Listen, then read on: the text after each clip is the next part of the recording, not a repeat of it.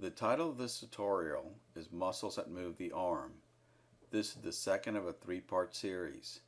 My name is Carlos Andres Suarez-Quian, and I'll be the narrator of this tutorial. This work was produced while on sabbatical leave in the laboratory of Dr. Manuel Eugenio Dorado Ocaña, Associate Professor in the Department of Anatomy and Embryology at the University of Sevilla, Spain. This tutorial is solely for educational purposes and is not meant for reproduction, posting on the web, or to be used for commercial purposes. Let's begin. Previously, we described the muscles that move the arm and their innervation. The objective of this tutorial is to describe the actions of the muscles that act on the arm.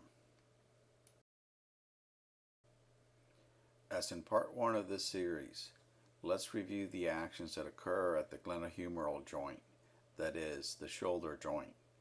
These actions include medial and lateral rotation, abduction and adduction, and flexion and extension. In addition, if you're trying to throw a ball, you would undergo abduction and adduction, and flexion and extension, together known as circumduction.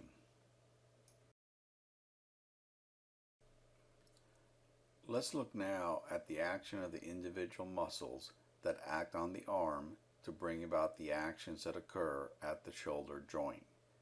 As before, we will describe the action of the muscles in topographical fashion. First, we will describe muscle action of muscles located anteriorly, then describe muscle action of the muscles located posteriorly on the body. We start with the anterior division of the deltoid. This component of the deltoid both flexes the arm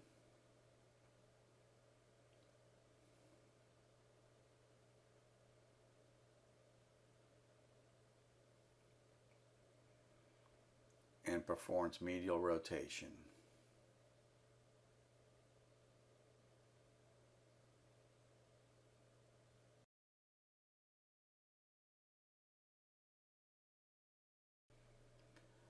The pectoralis major has several actions. It flexes the arm,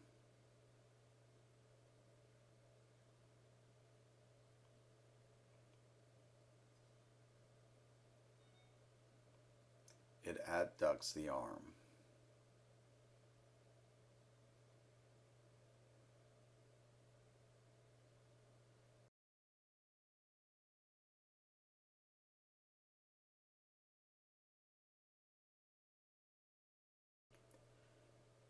it also has medial rotation activity,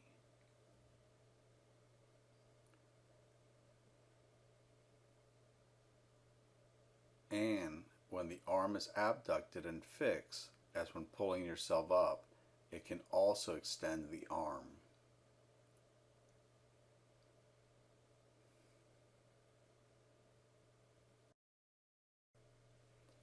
The coracobrachialis helps to flex the arm,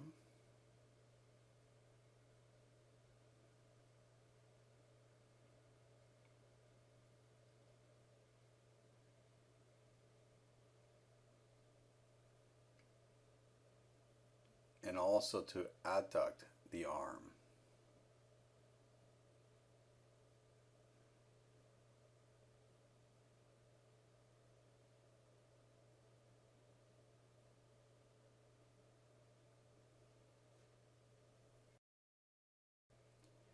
Both bellies of the biceps brachii are flexors of the arm at the shoulder joint.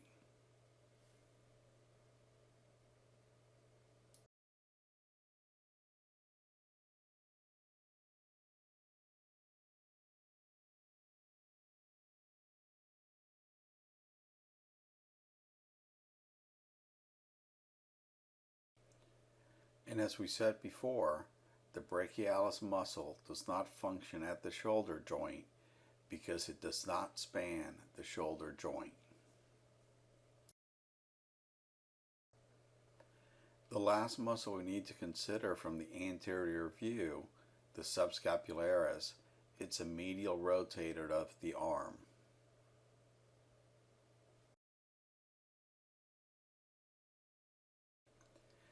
We now move to the muscles observed from the posterior view. The latissimus muscle causes the arm to adduct from the abducted position.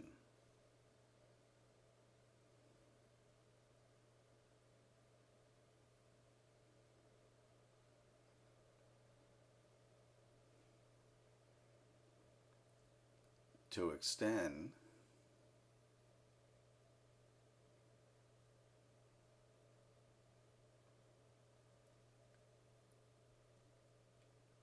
and to medially rotate.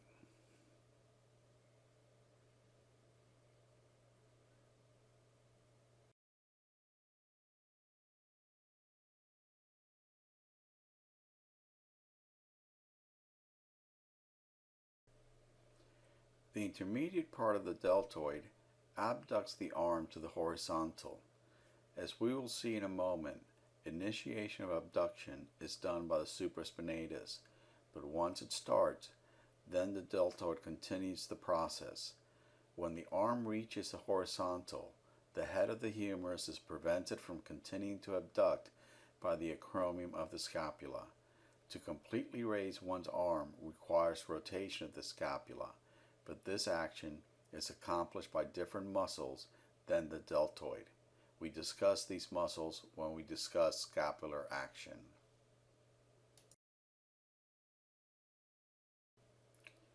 The posterior division of the deltoid exhibits distinct actions than the intermediate division. The intermediate division is involved in arm extension.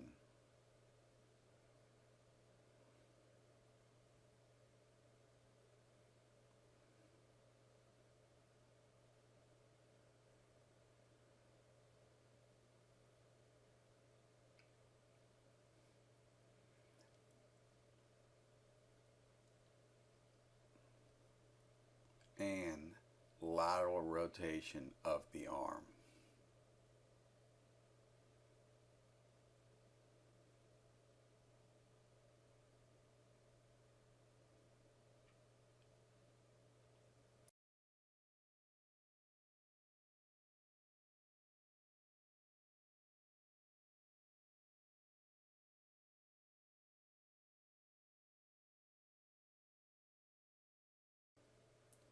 The supraspinatus, as described previously, initiates abduction of the arm up to 15 degrees.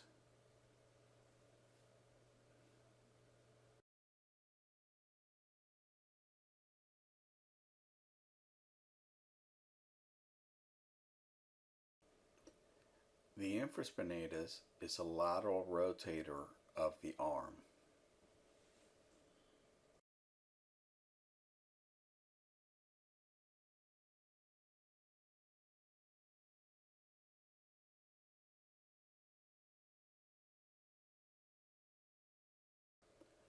The teres minor is also a lateral rotator of the arm.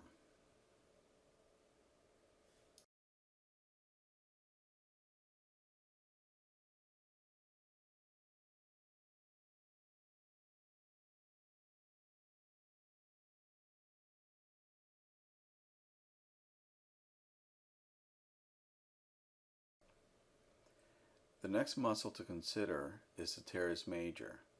This muscle is an adductor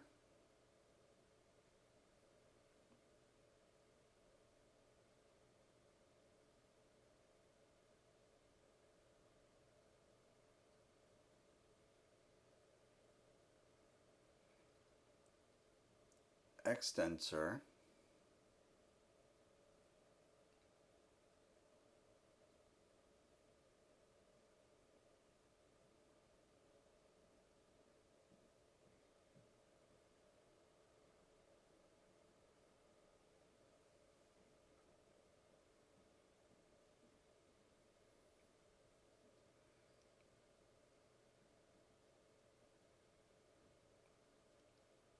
and medial rotator of the arm.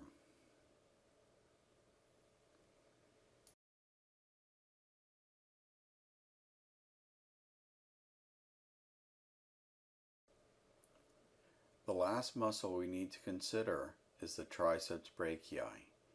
This muscle is an extensor of the arm, although note, the intermediate head does not work on the glenohumeral joint.